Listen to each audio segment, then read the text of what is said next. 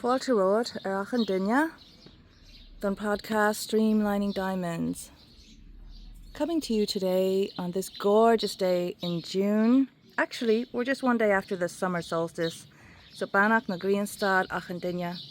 And I'm here at Mandala House in Corfu.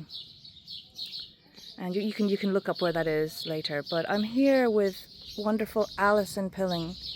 And yeah, I'm really privileged to have a little conversation for the next wee while with Alison. Getting to sit here in her lovely home and just to open up what brings, how life and circumstances brought Ali to be here at this time. So here we are. Pull up a chair, have a glass of water. Hopefully the volume is up on that. And welcome to our video presentation. Look at the gorgeous view. But thanks so much for having me here. And the house is stunning. It's eye candy wherever I look, just so classically Greek. Not that I'm an expert, but just like this terrace, these shutters, these colors. And how long have you been based here? Almost a year. Mm-hmm. I bought it in July 2023, and we're in June now, so yeah. And have you been here for the year mostly? I've got Greek residency now. Wow. So yes, I can stay here, though I still go backwards and forwards to England because I still do sex lectures there. Mm-hmm. I'm a trainer on the sexological bodywork course, Which is based in England. so at the beginning I wanted to be grounded and fused in dual communities, but now I think more and more I'm settling into Corfu, not into Corfu particularly, but in this house, in this place. People are coming to visit, and so I'm very aware of the privilege of being here, and also the amount of support I've had for a crazy idea that seemed to come out of nowhere, but feels like destiny. I'd love to hear, like, in a little snapshot, because, you know, people might be Googling you now and finding, okay, well, what's this woman doing on the podcast? In a nutshell, could you give a nutshell of what your life looked like a year ago, or maybe even 2 years ago? Or even 6 years ago, Yeah. when I worked in corporate world for a big legal publisher selling legal information to barristers. Yeah. And then I started going to some tantra courses, always not well in my life, relationships. And I started going to some tantra courses and then trained as a sexological body worker. And after a short time, that realization that the meteorite had hit the dinosaur on my old life. And I left corporate life and I'd been trained as a sexological body worker. And at that time, I was trying rather unsuccessfully to do one-to-one stuff, and then realized that sort of didn't suit my personality. I'm a big fan of the Enneagram, and we'll probably talk about that. And then when COVID times hit,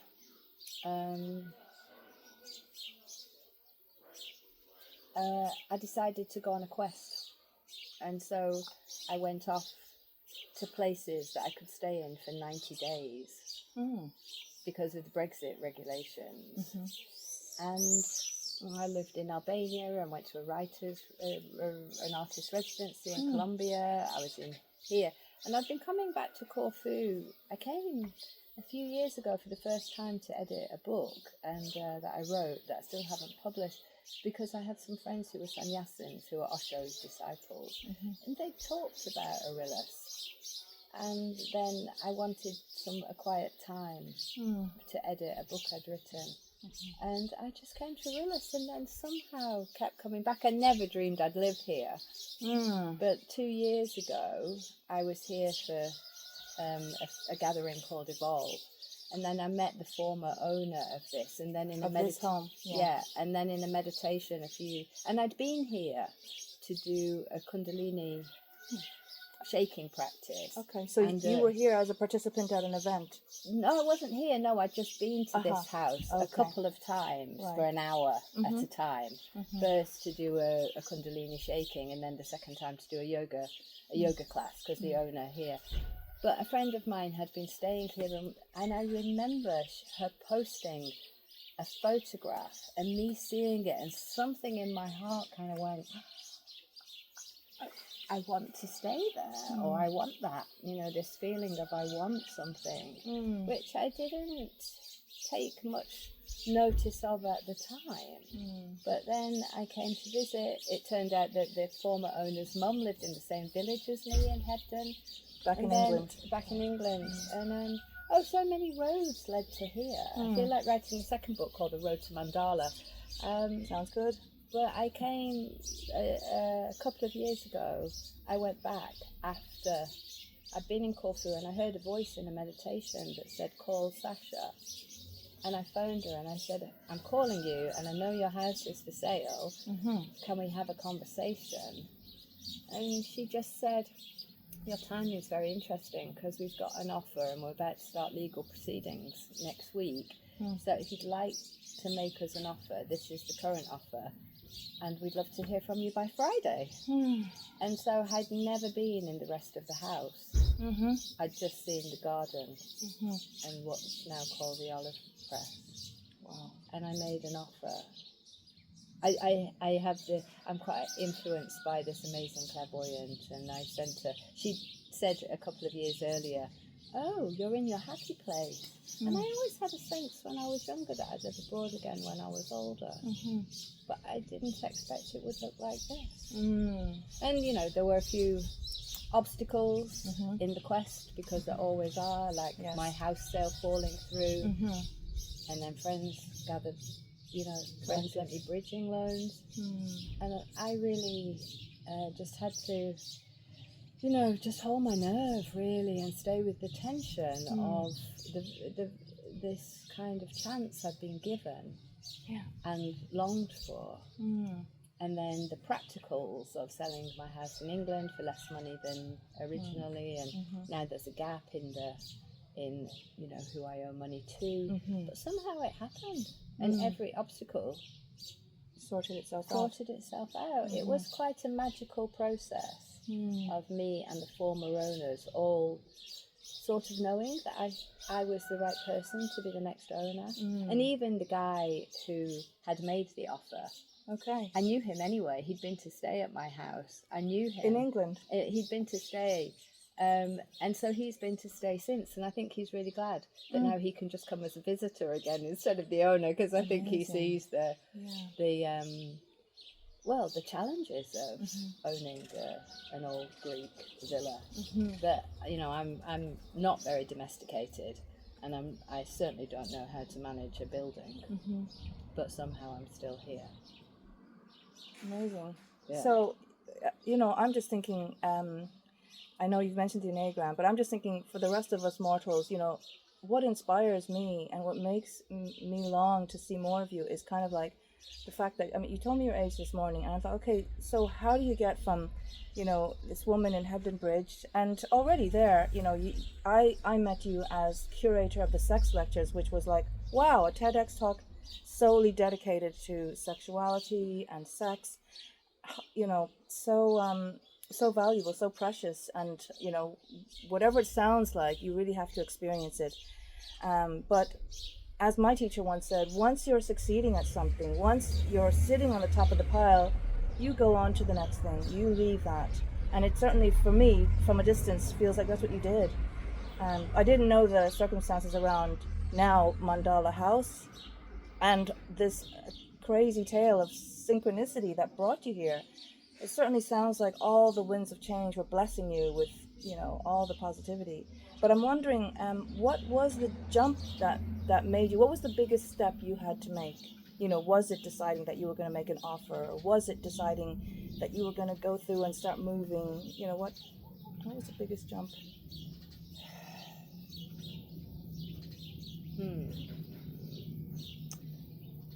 In Greece, you have to give a deposit. It's not... you have to give a deposit, and I had I mean, there was something to be said of like making an offer and putting my house on the market, because it all had to be done very quickly.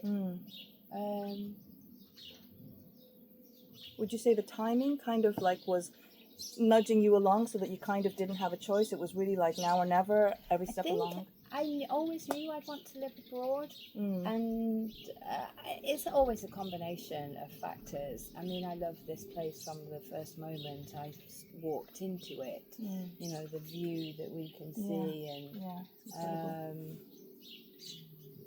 the lemon trees, and you know, I just didn't expect. I mean, in effect, it would have been quite simple. You know, I bought this house, my house in England was the same value. It should have been simple. It was just that when my house sale fell through, I was looking to change. I think I've changed my life every 10 years. It's not like I was looking to change, and I didn't have to think too hard about this. It was, you know, I've been a great believer over the years in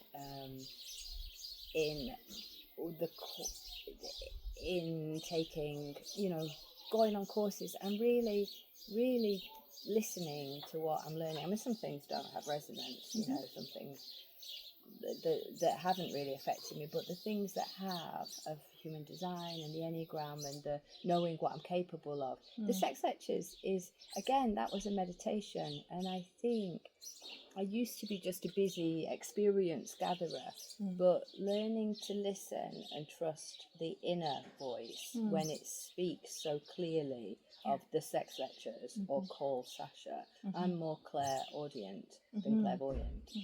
And I think, you know, I'm always, you know, it's not that I don't have my doubts.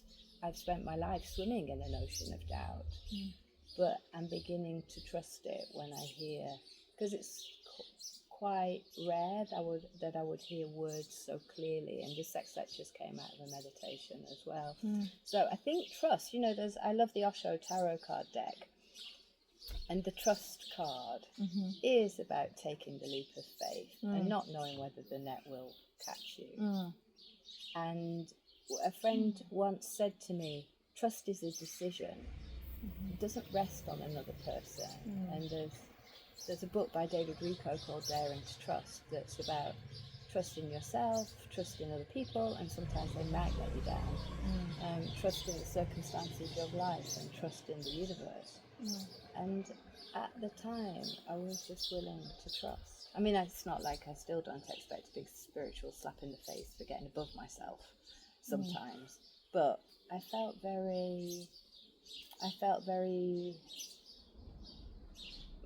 the decision to make the offer wasn't difficult. The crunch time when I felt like I had a plank across my chest was the day before we signed the contracts, when I thought I should have said no 6 months ago, but it was too late. So that was the moment of the deepest doubt. Okay. And then I had no choice. Right. So you mean for a split second you were saying, I should have said no, I'm not going to go through with this 6 months ago? You know, Just checking. My comprehension. I did have that. I felt so sick because of the financial, at that point, the financial responsibility I'd taken on. That the commitment. 6 people had lent me money at that point. Right.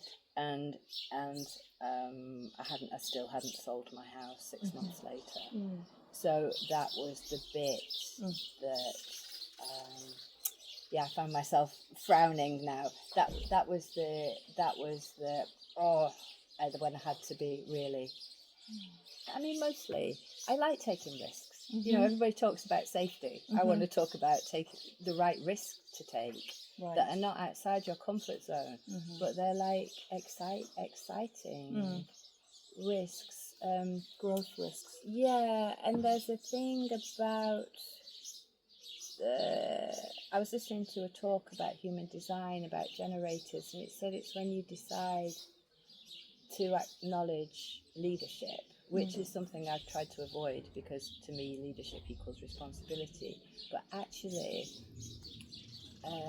when I think of leadership, I was like corporate stuff, and I don't want that. But just like to decide that you're going to stand for something, like for me, just building awareness about the power of conscious sexuality, that has been something that I've wanted to promote, because I've seen it be so good for so many people.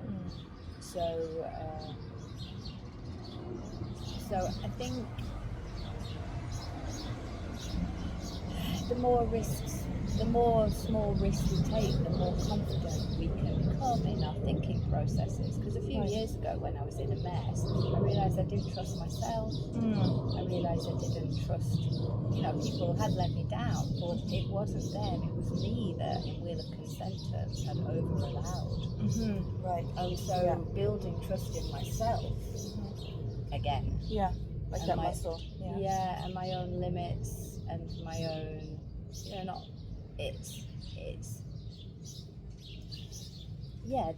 that was the thing. So I could take a risk here, because and I've tried other times. I've wanted time in my life, and every door is closed. In this situation, every door opened in front of us. Wow. So I was wondering, since making that move a year ago, what are, just 2 questions, handy small questions. Well, if you can answer them in a compact way, what has been, and maybe you have answered part of it, but, just wondering, what has been the most challenging thing that you've experienced since moving here? Like, when you express that kind of doubt on the whatever hour of like, oh, maybe I shouldn't have, I don't know, it reminds me of a woman in labor giving birth, and then just feeling this, I experienced that, just overcoming with grief, just feeling like, what if I mess up this as well? And I know this my condition, thinking of another soul into the world. So I'm likening that to that. I'm wondering, like, was it just this horrible dread of like, I'm willingly signing my life over now for the next whatchamacallit. So just as a reference point, I'm wondering, since you have moved here though, what is the biggest challenge, and also what's been the biggest highlight, the biggest confirmation of like, and it doesn't have to be like fireworks or whatever it is, just like that you felt like, yeah, I'm so glad I get to do this. I've fallen in love with Corfu bit by bit, just driving around in, like, I don't like housekeeping, and suddenly here I am with a spiritual B&B, and I'm kind of going, I don't think I want it to be a spiritual B&B, and people going, but that's what you wanted. So then I've wrestled a lot with what's the purpose of this. And I still don't know, but I've always, I do know that I would like it to at some point be an intentional community. Well, I want to be a writer, or I am a writer, so an artist residency, because being on an artist residency once or twice in my life, I hadn't realised that was so valuable to me.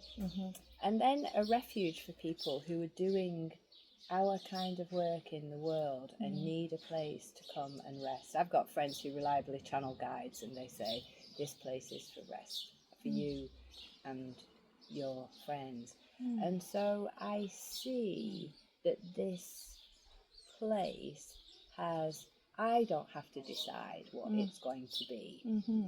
And so that was what I've got a big building to manage is one thing, but actually what has offset any of my initial, oh my God, what have I done, has been the number of people who've either come to visit or come to help. And people have helped in so many ways from me taking that initial leap, whether it's been giving me bridging loans, whether it's been coming painting, whether it's been paying to stay here, whether it's doing the washing up, doing the laundry, helping me work things out, showing me where things are. So it's all, I remember somebody who'd done a house energy clearing for my old house said, you're kind of doing this for everybody, Alison. And honestly, the number of people who've come over, and I do a lot of shrugging and pointing and going, do you think we could? Or do you think you could help me fold these sheets? And so that's the thing that has been really heartening. People coming to help, doing the garden, and everything's had its timing. You know, I'd wanted to rush everything and get it all finished, but actually, the first wave of people came just to spend time with me. Then the second wave, and we painted every chair in the place, and we painted the walls and found the right colour. And then the next wave was to paint everything we could find blue and make this connecting thing, and to paint the table. And or people coming who are musicians, and so they're practicing scales in the olive press while someone else is writing and someone else is making lunch. So there's been moments of absolute bliss and beauty amidst the, you know, the everyday, oh my God, how do I pay a water bill? You know. So in a way, it's been a lot easier than I imagined. And because there's a lovely community in Arillas where you can do ecstatic dance and loads of things going on. Yeah. Have you been to other places in Corfu besides Arillas? It's a bit like the Bermuda Triangle around here. Okay. So Corfu town is absolutely beautiful. You know, and then the places in the north of Corfu, yeah. I've got a friend who's a tour guide, so when she's here, we go out and discover places. Lovely. Yeah. That's so nice. Mostly this first year, I think, has to be quite focused, and then I can look out a bit. Yeah, staying close to home and finding out what your home is all about. And it sounds like you're very much unpacking more and more beyond the physical of like, yeah, what is my place here? What's my timeline on my soul level? I'm jokingly called the Madame of Mandala. Okay, nice. You Yeah, know. no, I've heard that all right. Yeah, I thought we might look at that. Yeah. So what are you looking forward to? And also, since you're touching on the practical aspects of being in Corfu instead of Hebden Bridge, you know, so how do you turn a buck? Are you concerned about material practicalities? You know, income, and I get that. Okay, if suddenly the chimney or the gutter, you'll find your resources and call in the labor that's needed. You're kind of feeling it as you go because you're like, no, that's not my thing. But on practical things, electricity day to day, obviously you're not paying rent. But is that a factor in your existence here? Well, of course. I mean, it's not like it's not. You gotta buy food. I'm in debt now, right? So it's not just about doing the day to day. It's also about how do I pay off what I still owe. So in a way,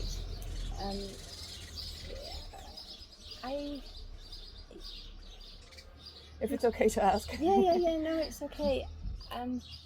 One of my friends said, you know, people have come to me and said, you need to make a business plan of occupancy, and if every room is on average this and it's full for, and I feel sick when people bring me that, and that's a very privileged position to be in. And I go, what if the business model was just your friends come and help, and then other friends come and stay and pay because they're coming to do work or something? And I doubt it'll get through half of business school, but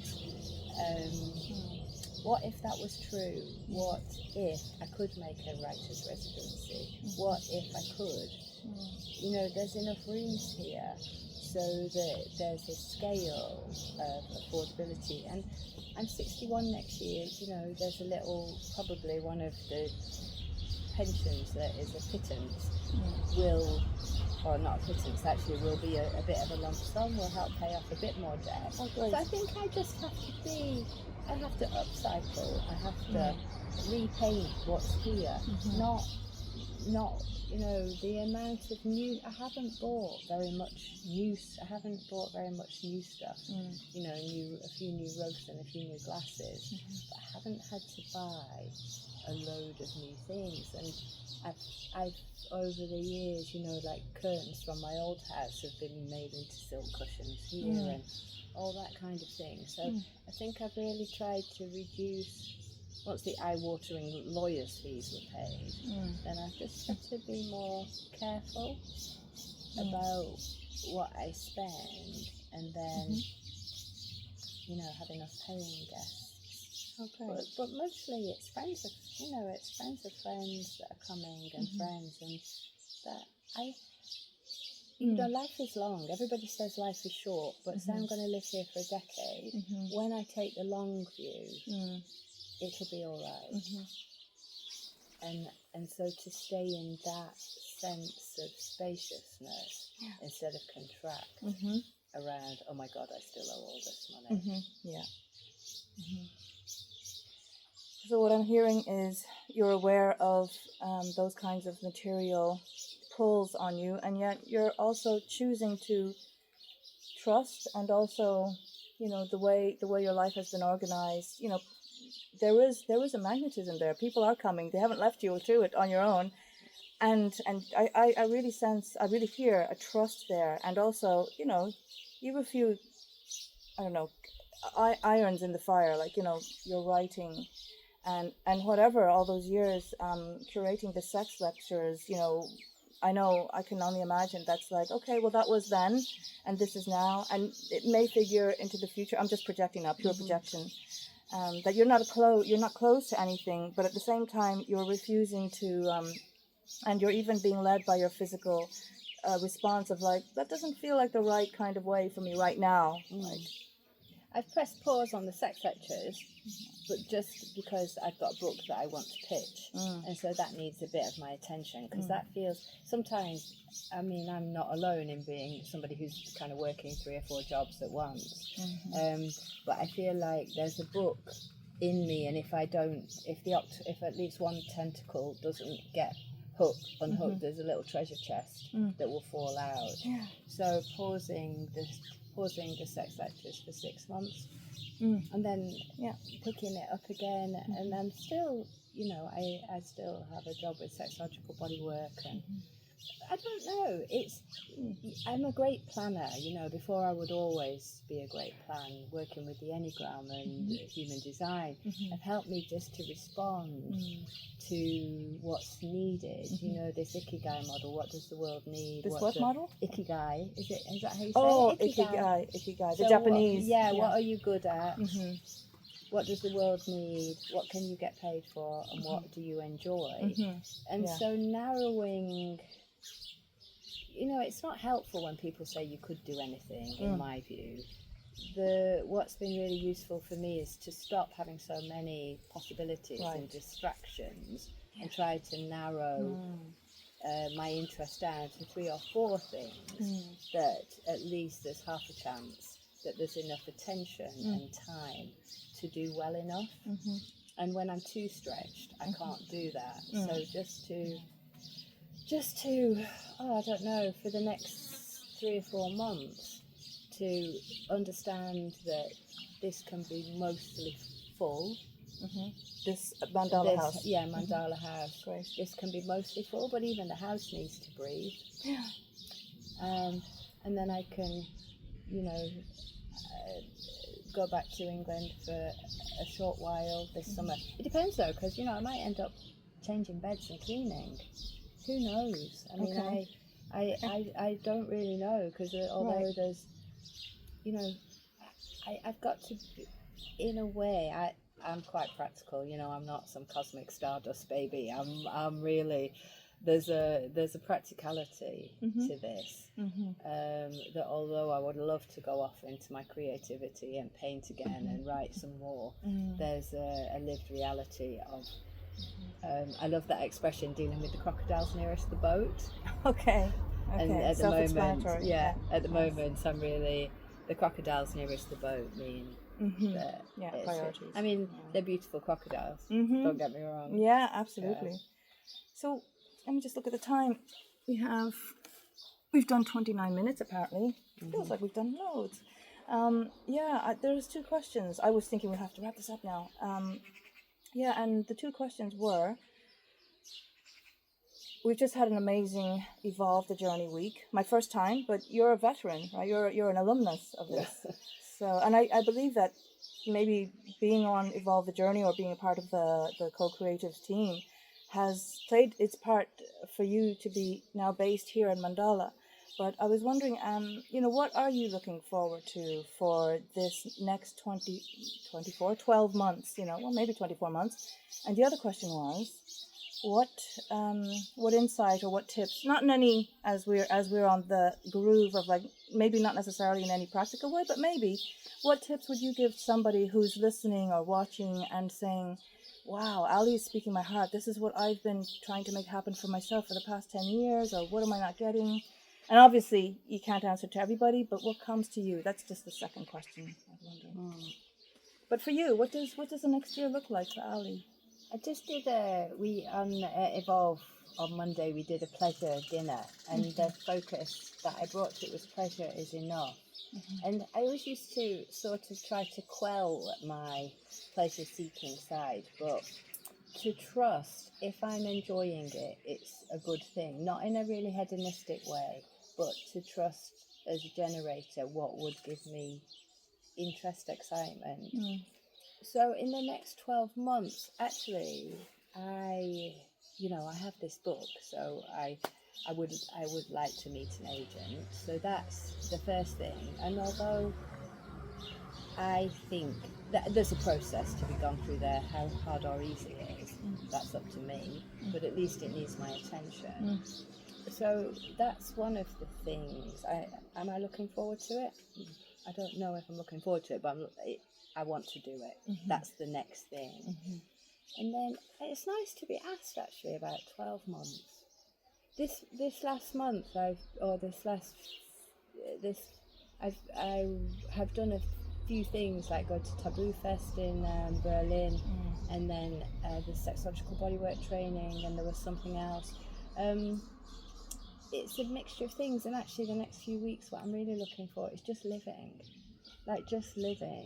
Of really enjoying the house that I've bought without having to paint it or fix it or pay for it. Just like, can I live and go to the beach in the afternoon? I mean, I hate I don't want to sound really smug about it, but I want to enjoy what I've chosen. Absolutely. I want to enjoy what I've chosen instead of thinking it's a problem to be fixed. Right. It's a life to be lived and to share. You know, whenever I tune in, it is about sharing the good fortune I've had, because there was a lot of, it wasn't me that did this. There was a lot of, I've had a lot of help. So I'm looking forward to living here and then finding some time to. I've got a second, this Road to Mandala book I'd like to, but also I'm really shy about sharing my writing. The teenage girl in me just kind of goes, no one cares what I think, or no one will like it anyway. And so there's something to be done that I don't want to do about sharing my writing more. That I have to get out of my own way about that. Yeah. So maybe I don't like that question so much after all. Yeah. What I'm hearing is really interesting, because it's like, it's no small feat to become a house owner, okay, and to, up and move sticks, to hopped over to another island, literally, different hemisphere, all this. And yet, what I'm hearing is there's a quality, and I know I'm playing around, flirting with the edges of consent or boundaries when you say it's almost as if I'm not the owner of this, and you speak about sharing as if you're a stranger to it, and yet all I can see is that you've shared your good fortune. Like, would you be accused of being generous to a fault? I'm wondering. Well, there's nothing wrong with being, generosity. I didn't ask that. I'm just wondering, generous would to a that, fault. yeah. I'm generous when there's resources to share. When I need to withdraw and withhold, I can do that as well. When I need to just, I'm taking part in Enneagram research at the moment, and Enneagram Type 7s, they generally have the little safety net. Okay. So I've been the receipt of so much generosity in the last 2 or 3 years. Before, when I was in corporate world, I was the generous one, and now, so I think it just turns. We share. I was very private, and to some extent still am. But like in this Ikigai model, what does the world need? Well, people to have an experience of shared living, where one of my friends described this as the house of consent. It's brilliant. Yeah. This house has got lots of good names. Yeah, but to have an experience of shared living and to look after each other, like when people come here, we have to do, because I'm always going, could you just? Very good. Could you just, or would you be willing to? Those are words I utter a lot. So I'd love to be generous to a fault. I don't know. I'm not sure I can qualify that, but okay, yeah, you know, yeah. When I took the leap,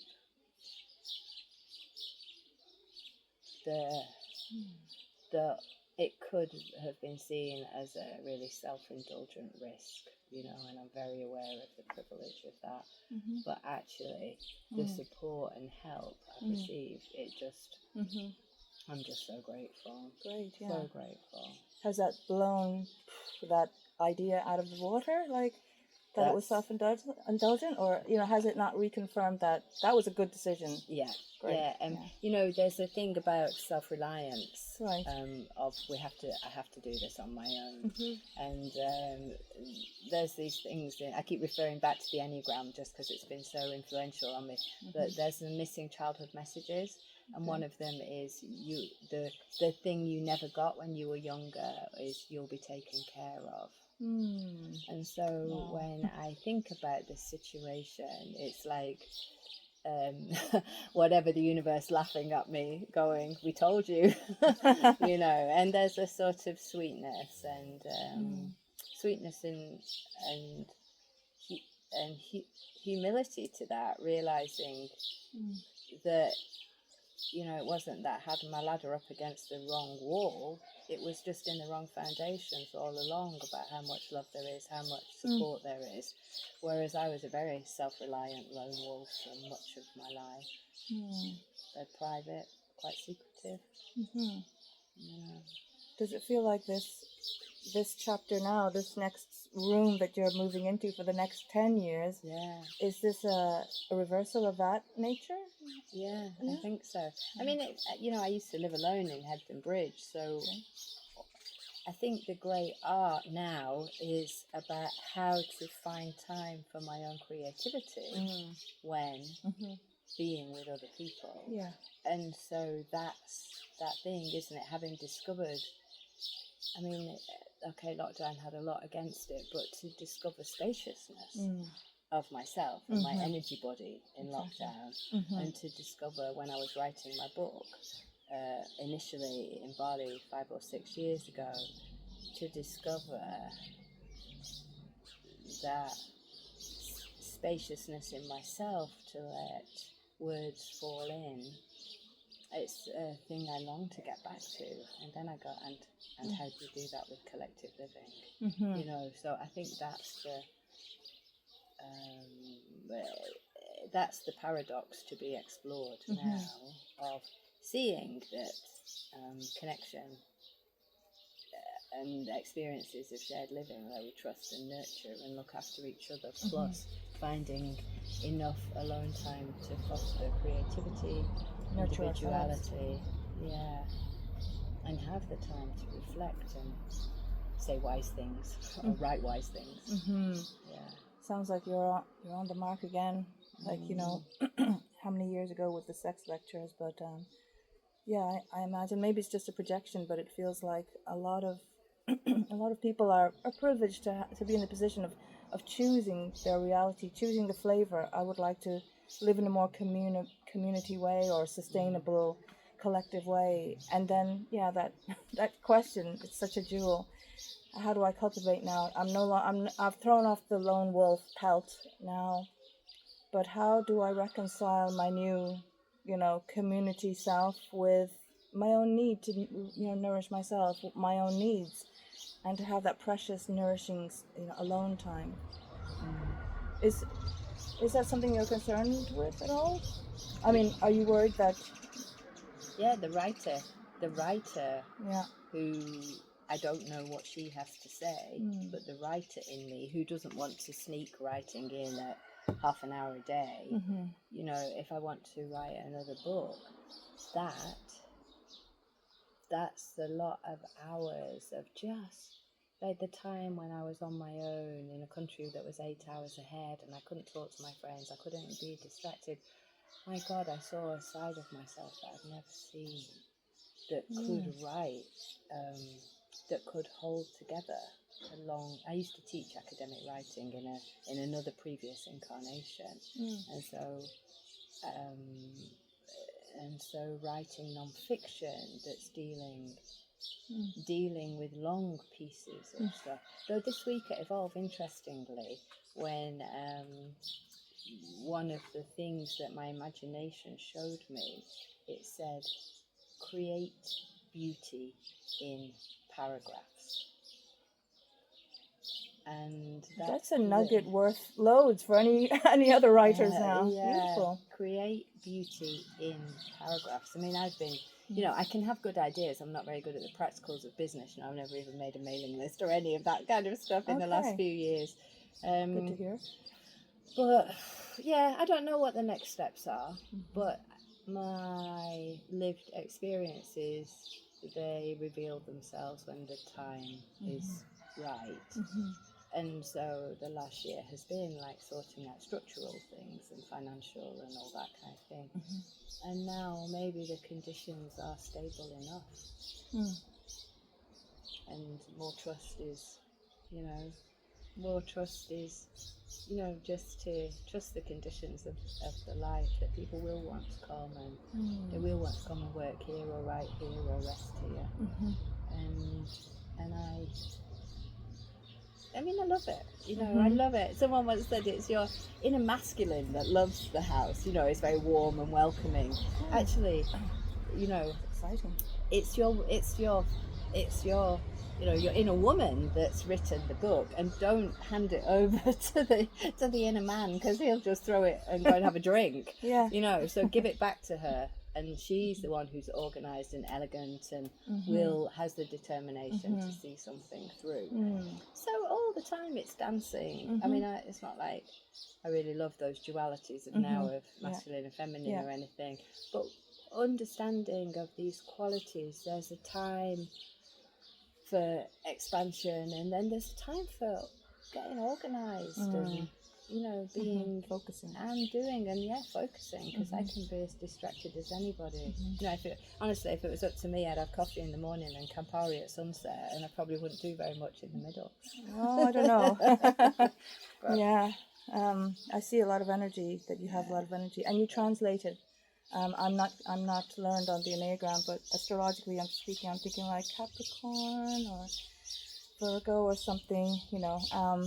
Just earthing those things that are beyond my individual personality, that's like so tiny, you know. I feel like in you I see, I mean, you know, we're not besties or anything. I hardly know you really, but you know, what I've gotten off of, you know, is just this overarching, like, just doing what needs to be done in your understanding, you know.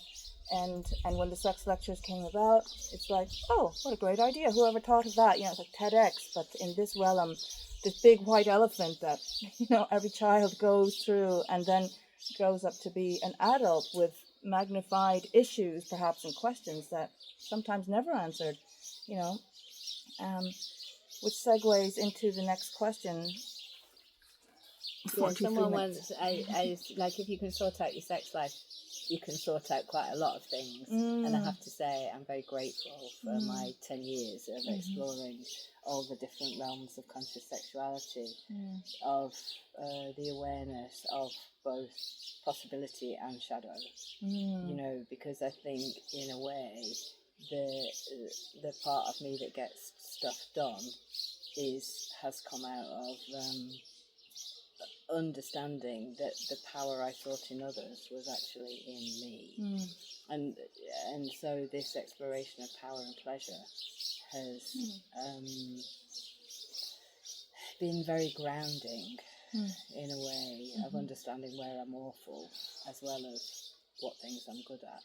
Okay. I can be good at, you know, and just to see, you know, I don't know, but do you ever have that feeling of just wanting to see, like, if you really ran with your own ideas?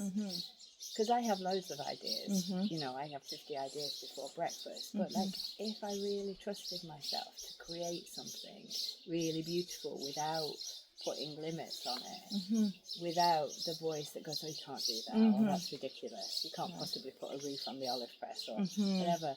But what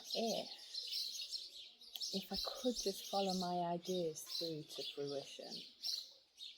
And that really scares me and gives me,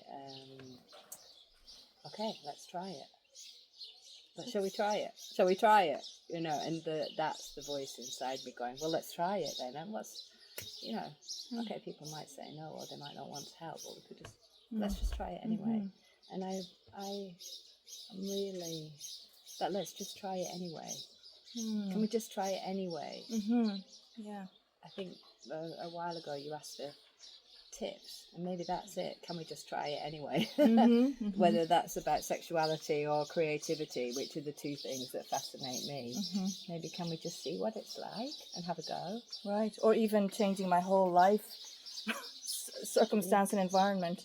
Yeah, I'm not sure I'd recommend that to everybody, but that little thing, instead of seeking safety, seeking variety and novelty and doing something different, you know, being willing for change. Yeah, being open to deep change. And also changing beliefs and behaviour. I think they go together, don't they? Because if we're willing to change our behaviour, then that really helps us change our beliefs. I mean, we don't believe in Father Christmas anymore, so we let that belief go. Yeah, we said what's no longer, what doesn't serve anymore, and we have new beliefs. Yeah, and I'd adopt some new beliefs that maybe I could do that, or well, I'd like to try it, and instead of thinking, well, that's just silly, go, I wonder how. Yeah. So now, if somebody wants to get in touch with you, because it seems like, you know, who is Ali today? You know, you're caretaking this place as well, and it seems to me, correct me if I'm wrong, like you're just allowing what is already there to manifest without interfering as much as you can. It seems to me it's a very conscious decision to, in a way, live. You know, I'm a first-time participant on Evolve the Journey. Small questions. So Evolve the Journey, what we were learning this week was all about, you know, letting go of needing to know. You know, I kind of distilled that to mean, okay, going with the flow in an empowered and conscious and connected way, versus trying to make things happening and, you know, keep on having the head against the wall, wondering why things aren't working for me.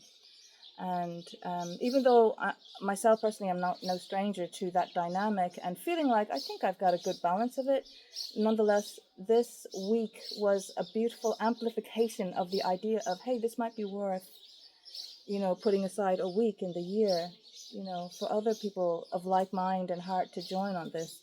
So it really, you know, I can't help but think it seems like it's a refrain from your songbook, and I'm wondering how much Alison influenced this Evolve the Journey week, or, you know, did it really resonate with you? Was it already in existence, and, you know, you just found tribe in that and are living that way? I've tried so many things. Not all of them have been great. Right. Evolve was a purely meeting. The person who posted the picture of Mandala is the Anne Scott who organises Evolve. So getting to be friends with Anne and then being a part of it.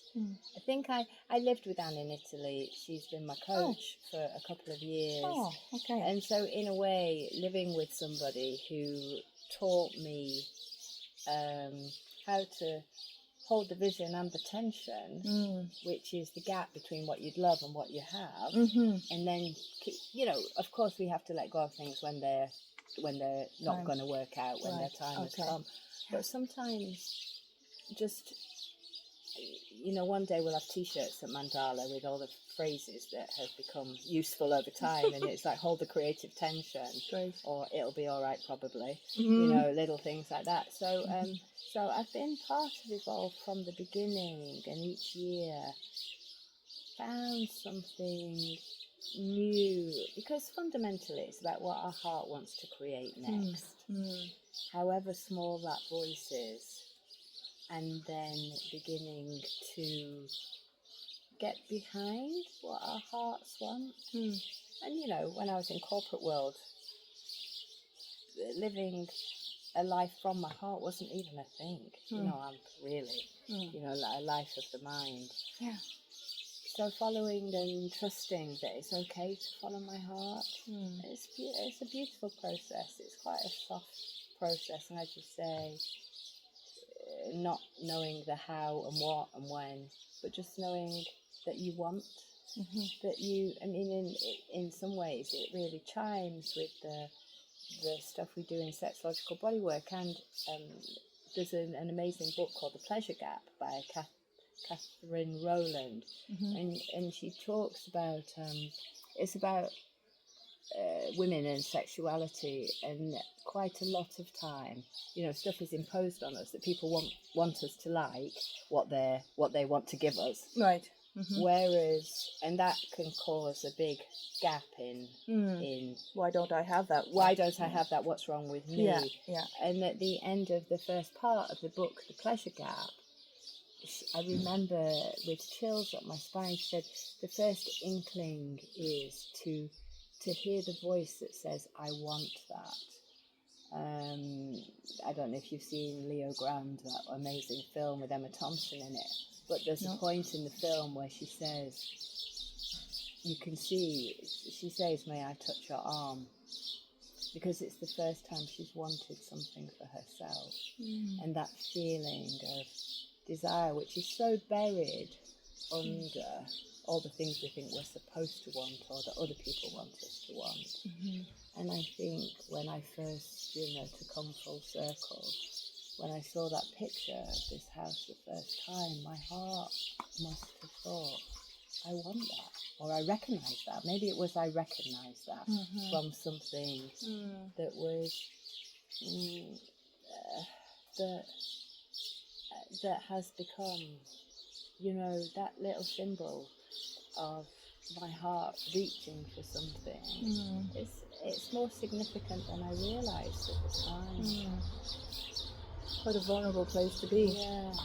Yeah. I'm thinking we probably have time for one last question, even though I'd happily sit here in conversation. I have to make another visit. But on that note, you know, it takes a lot of strength to be willing to be vulnerable. I feel like I'm getting quite emotionally touched right now. I don't know why, but I probably do know why. But anyway, yeah, I'm wondering, and if you have a better last question, then please include it as well. But just the question that came like a minute ago was like, you know, if you reach down, take a breath and a moment, what's something that, you know, 9-year-old Alison, you know, didn't know or now knows, or that you could tell her, you know, where you are right now, and you know what I mean?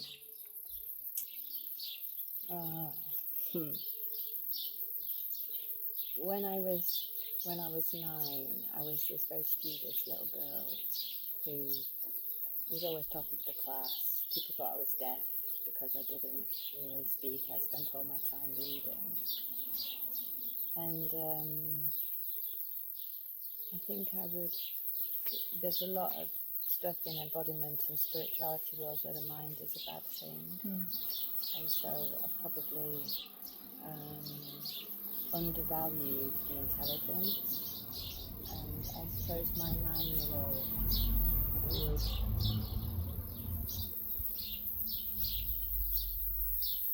I mean, yeah, she was probably quite bewildered by life, and I can still go through life looking a lot more competent than I actually feel. But maybe my 9-year-old, maybe somebody needed to say to her, don't worry, we'll come back to that eventually. I love that.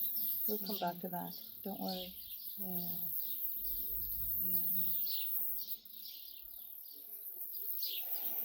Yeah, it's okay to be. Yeah, it's okay to be. Yeah, it's not it's not from ambition or anything, but just to be thoughtful. Just to be thoughtful? Yeah, thoughtful and.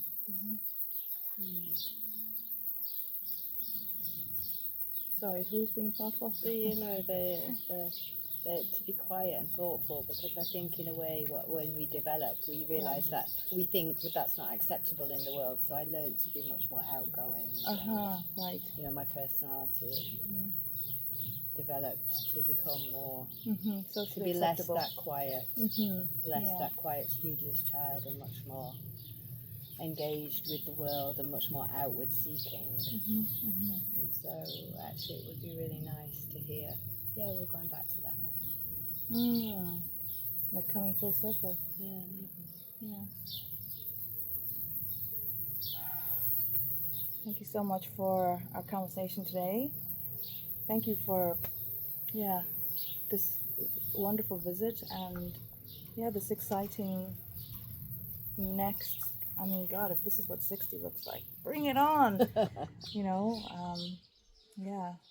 I already feel like you've brought so much healing to the community.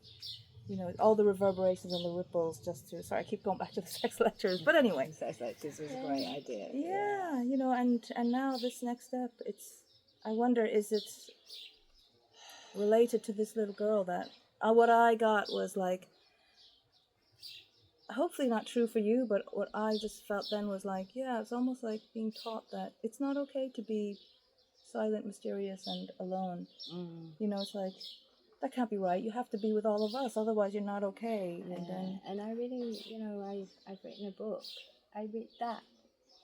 That's the really important thing that's in my heart. I keep going, God, did I miss a chance? Or when will that be? And so but in a way, they're not needing to know, but just the next step, and then the next step, and the next step. Not the 10-year plan, but the 1 foot next in front couple of the other. of months. You know, like there's that expression: we overestimate what we can do in a lifetime and underestimate what we can do in 20 minutes. You know, more. I wrote a book using a 25-minute timer. I spend a lot of my life being organised in 25 minutes, and so maybe that's how.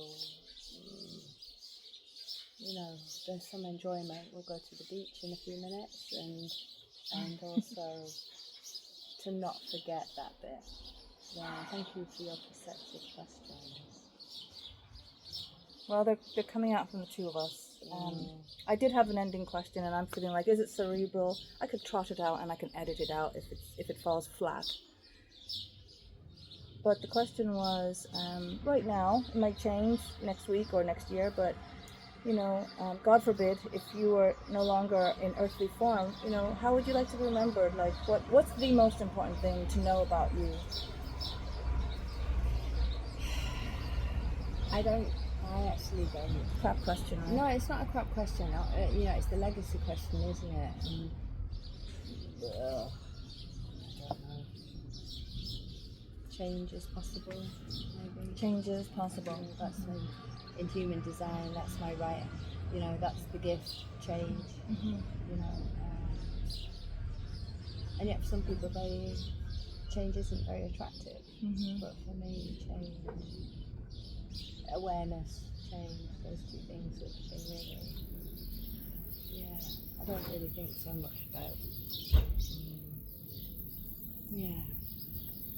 Oh, I don't know. People enjoyed our presence, I think. Yeah. I don't want to do anything very ambitious. No.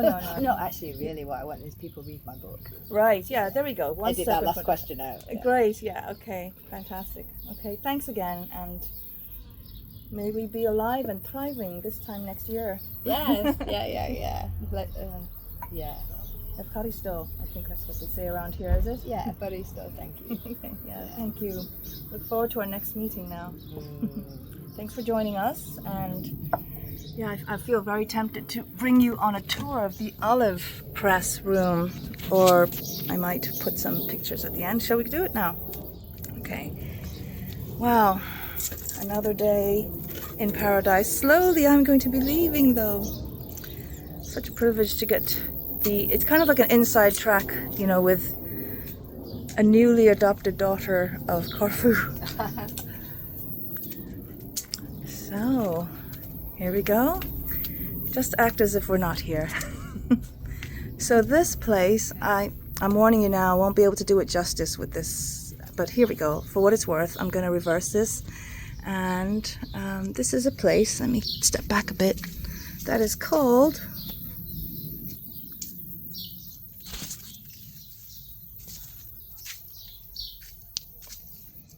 the name of this room is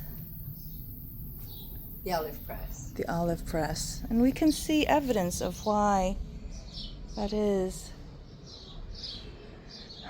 a lucrative side hustle, maybe, one day. The days of old. In the days of old. Some handy bird watching spots here.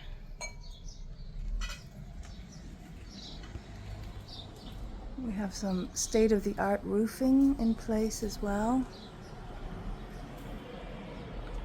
And the logo of Mandala House. It's not really a logo, I'm just cotton.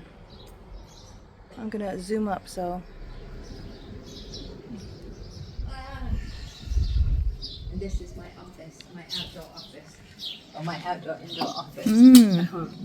Now everybody's gonna get jealous.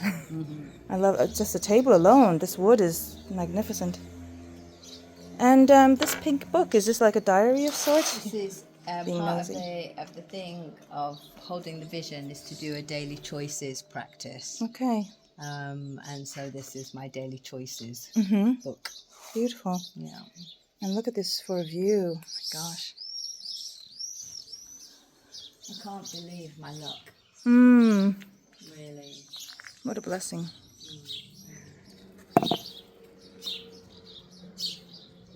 The soundtrack here is unbeatable.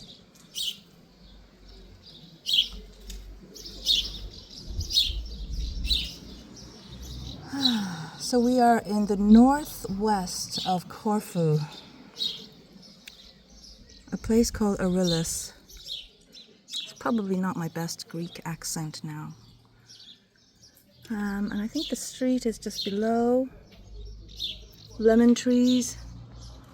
So come December you'll have fresh lemons, or before. And has the olive press had a life already? I think it has. There she goes. I believe that this place, back to me guys, so I believe what I've heard is in this place, in this room, the communal room called the Olive Press, there have been yoga classes, meditation workshops, what else? Things like that, you know, you get the picture. Group activities.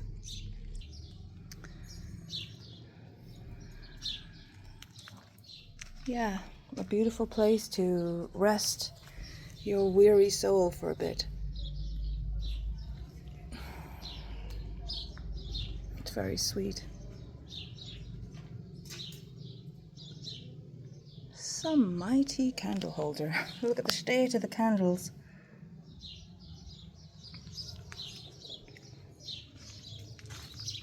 So, as you heard, if you are looking for a place that is off the beaten track, somewhere sunny, I'm sure they have their cold season as well, but coming to this island of Hellenas, of Greece, where the waters are blue and turquoise and warm. Well, okay, they might feel cold in comparison to the temperature, but yeah, there's a lot of beautiful nature, as everywhere, but as characteristic of this area. You find some time in the sun, some space to, yeah, take time to deepen into your experience of being. At least that's what I found. And it'll be exciting to meet up with Ali again and see how she gets on and what she gets up to. and the inspiration that she gets in the next few months. It's been a really inspiring experience to be on this week's retreat of Evolve the Journey. As she mentioned, Anne K. Scott was her coach. I didn't know that, but I'll provide some links there so you can see, as well as the link for this place as well, in case you're interested in staying here in the future. So until then, I wish you well, and may you find a place of peace and safety and adventure wherever you are, taking it with you. Slán inis, gaji tú slán agus gaji an cean an uair dearnach, no, an céad uair dearnach, no, an céad uair eile, sin an scéal, sin é.